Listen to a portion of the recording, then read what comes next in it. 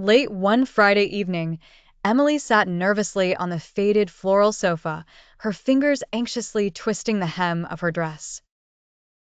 The clock on the mantelpiece read 8:45 p.m., and her husband, Mark, had yet to return from his usual night out. The muffled sound of Mark's heavy steps suddenly broke the silence. The moment he stumbled through the door, Emily knew he was drunk. The stench of alcohol filling the small living room was overpowering. Mark's eyes, bloodshot and raging, landed on Emily's swollen belly.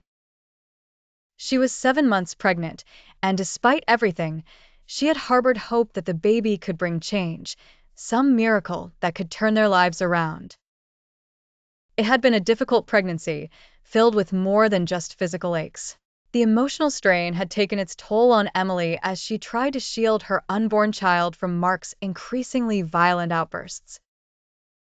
Mark staggered across the room, his words slurred but his intent clear. "You're useless. You think this brat will save us? Think again." He shoved Emily, causing her to stumble backward into the coffee table. She clutched her belly, tears streaming down her face, but Mark was unrelenting.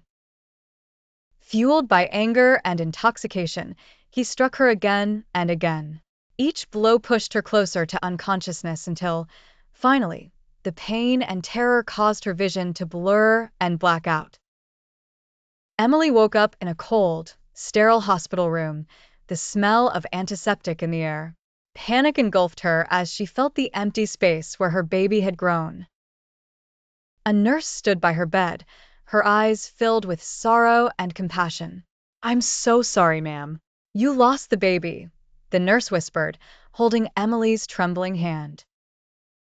The words echoed in her mind, each repetition a dagger to her heart. The next few days were a haze of police interviews and social workers' worried faces.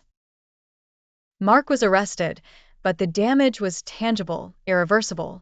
Emily left him, finding refuge in a shelter for abused women.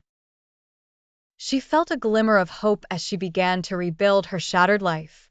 The support from other survivors was unwavering, and slowly, Emily started piecing herself back together.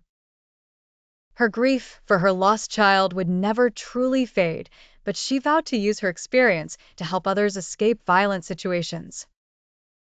Emily became an advocate, her voice a beacon of hope and strength for countless women facing similar horrors.